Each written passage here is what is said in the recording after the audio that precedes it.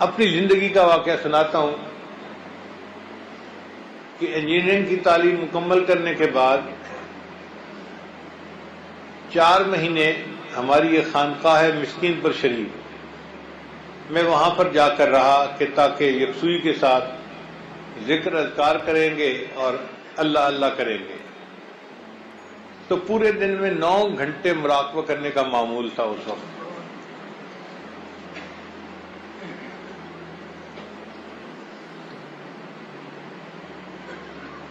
خانقاہ مسکین پور شریف میں حفظ کی کلاسیں تھی 4-5، تحفیظ کا مدرسہ تھا، کتابوں کا نہیں تھا۔ اب بچے مسجد میں بیٹھ کے قرآن مجید کی تلاوت کرتے تھے، اور ہم چونکہ وہاں رہتے تھے تو ہم بچوں کا قرآن پاک سنتے رہتے تھے۔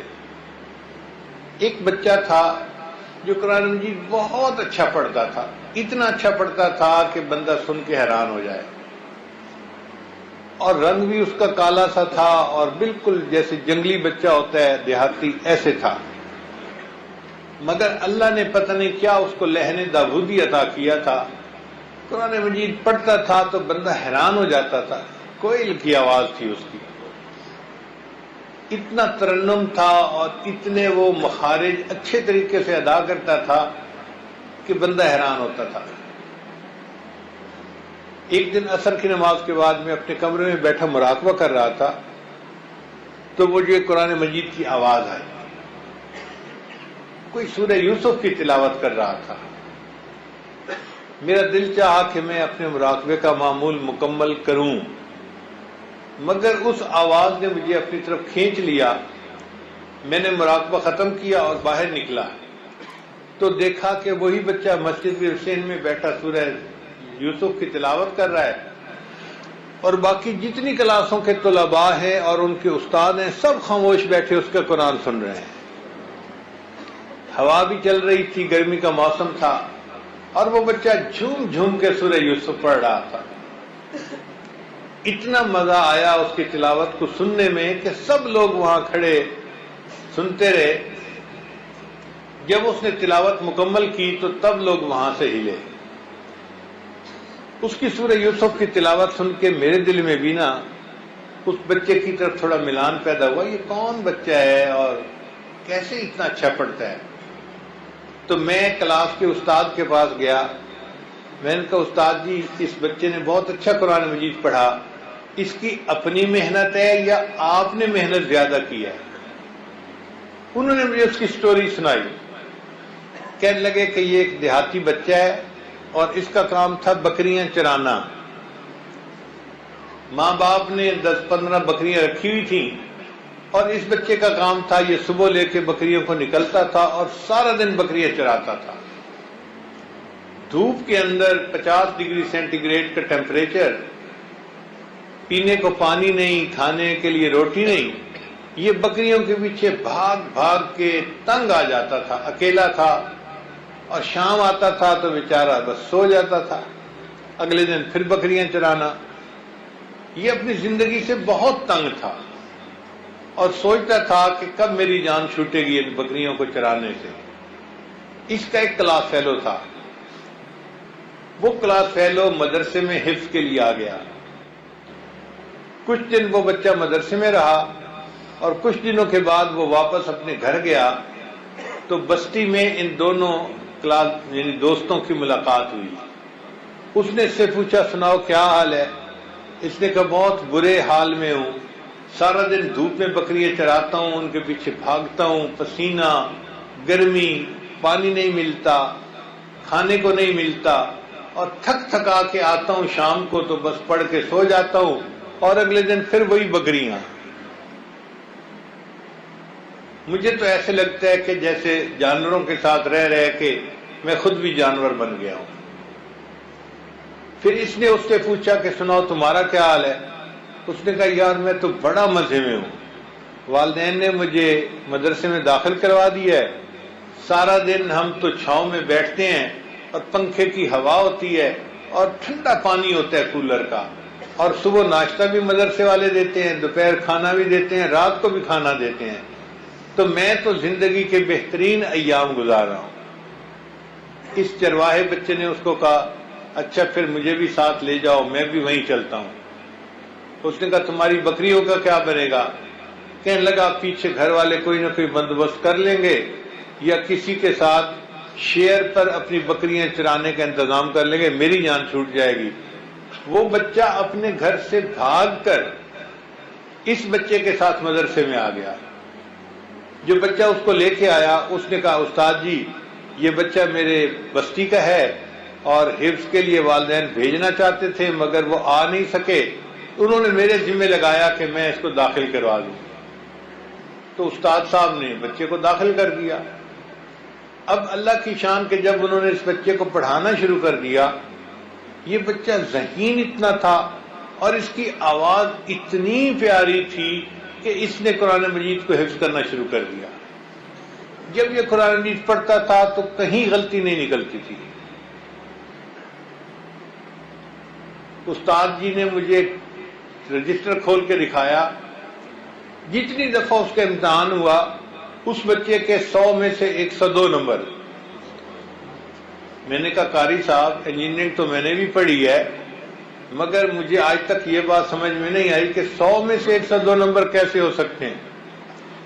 قاری صاحب کہنے لگے کہ دیکھیں اس کے 100 میں سے 100 نمبر تو ہوتے ہیں کہ اچھا پڑھتا ہے، اور چونکہ تجوید بڑی اچھی ہے، فلاں بڑی اچھی ہے، تو 2 نمبر ہم اس کو اضافی دے دیتے ہیں، اس لیے 100 میں سے 102 نمبر ہوتے ہیں اس کے۔ تو مجھے اور خوشی ہوئی کہ یہ بچہ 100 میں سے 102 نمبر لیتا ہے۔ خیر اس بچے نے اپنا حفظ قرآن مکمل کیا، پھر اس کے بعد اپنے استاد سے اس نے مشورہ کیا کہ استاد جی میں کیا کروں گا۔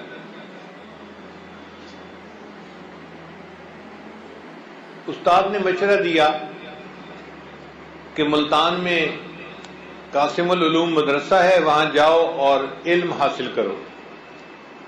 اس وقت تک اس کے والدین کو بھی پتہ چل چکا تھا کہ ہمارا بچہ مدرسے میں ہے اور حافظ بن گیا ہے۔ جب انہوں نے بھی بچے کی تلاوت سنی تو ان کا بھی دل چاہا کہ بچہ عالم بن جائے تو اچھا ہے، اجازت دے دی۔ یہ بچہ ملتان آ گیا، وہاں پر اس نے دور حدیث تک کی کتابیں بھی پڑھ لی، پھر وہیں پر ایک مسجد میں اس نے امامت شروع کر دی۔ اب اللہ کی شان دیکھیے قرآن مجید بندے کو کیسے عزتیں دیتا ہے کہ ملتان کی ایک مسجد تھی، جس مسجد کمیٹی نے فیصلہ کیا کہ ہم رمضان شریف میں قرأت کانفرنس کروائیں گے اور جو فرسٹ آئے گا اس کو ہم عمرے کی ٹکٹ انعام میں دیں گے۔ بہت سارے قاری حضرات نے اس میں حصہ لیا اور اس میں اس نوجوان نے بھی حصہ لیا۔ اب جج کے طور پر ایک عرب کے شیخ آئے ہوئے تھے، سعودی عرب کے، ان کو انہوں نے دعوت دی کہ آپ آئیں اور فیصلہ کریں کہ کون بچہ فرسٹ آیا۔ چنانچہ اس عرب شیخ نے آ کے سب کی تلاوت سنی، اس بچے نے بھی تلاوت کی۔ اب یہ حضر میں اتنا اچھا پڑھتا تھا، اتنا اچھا پڑھتا تھا کہ بندہ سن کے حیران۔ جب اس نے ان بچے کی تلاوت سنی تو وہ جو جج تھے سعودی عرب کے شیخ بڑے خوش ہوئے اور بالآخر انہوں نے نتیجے کا اعلان کیا۔ تو انہوں نے اس بچے کا نام لے کر کہا کہ یہ بچہ فرسٹ آیا ہے اور اس کو 2 انعام ملیں گے، ایک انعام ملے گا مسجد کمیٹی کی طرف سے اور ایک انعام ملے گا میری طرف سے۔ مسجد کمیٹی کی طرف سے اس کو عمرے کا ٹکٹ ملے گا اور میری طرف سے جو انعام ملے گا تو میں اس بچے سے پوچھتا ہوں کہ کیا یہ نکاح کرنے کے لیے تیار ہے؟ میں اپنی بیٹی سے اس کا نکاح کرنا چاہتا ہوں۔ اب اس لڑکے نے اپنے استاد سے پوچھا استاد جی میں کیا کروں؟ ان کا خدا کے بندے تیری قسمت جاگی، ایک عالم ہے سعودی عرب کے شیخ ہیں، وہ تجھے اپنی بیٹی کا رشتہ پیش کر رہے ہیں تو تو قبول کر اور جا کے مکہ مکرمہ میں زندگی گزار۔ اس نے ہاں کر دی اور اس عرب شیخ نے اس کو عمرے کی ٹکٹ بھی انعام میں دی اور اپنی بیٹی سے پورے مجمع کے سامنے اس کا نکاح بھی کر دیا۔ اگلا دن ہوا تو عرب شیخ کہنے لگے کہ میں نے تو اب واپس جانا ہے، تم میرے ساتھ سعودی ایمبیسی چلو۔ چنانچہ وہ اس بچے کو لے کے آئے، اس کا پاسپورٹ بنوایا اور سعودی ایمبیسی لے کر گئے اور ان کو کہا کہ جی میں تو آیا تھا اپنے بزنس کے کسی کام میں، یہاں پر یہ بچہ مجھے پسند آ گیا اور میں نے بیٹی سے اس کا نکاح کر دیا، اب آپ لوگ اس کو ویزا لگا دیں۔ وہ اچھا وقت تھا، انہوں نے اس کا 10 سال کا ویزا لگا دیا۔ سعودی شیخ نے اس کی ٹکٹ بنوائی اور اس بچے کو لے کر وہ سعودی عرب چلے گئے اور وہاں جا کے اس کو ایک الگ بنا ہوا گھر بھی دیا، ایئر کنڈیشن گاڑی بھی دی اور بیٹی کی رخصتی بھی کر دی۔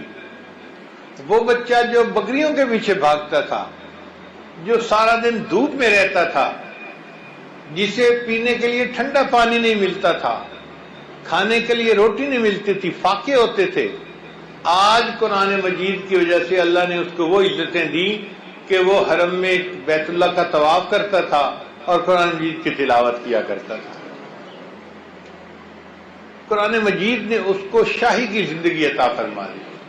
ایئر کنڈیشن گھر ہے، ایئر کنڈیشن گاڑی ہے، بہترین کھانا، کپڑے، ہر چیز بہترین، شاہانہ زندگی اس کو مل گئی۔ علامہ اقبال کا شعر ہے، اگر کوئی شعیب آئے میسر، شبانی سے کلیمی 2 قدم ہے، کہ اگر کوئی رہنما مل جائے تو بکریاں چرانے والوں سے کلیم اللہ بننا 2 قدم کا فاصلہ ہے۔ اگر کوئی شعیب آئے میسر، شبانی سے کلیمی 2 قدم ہے۔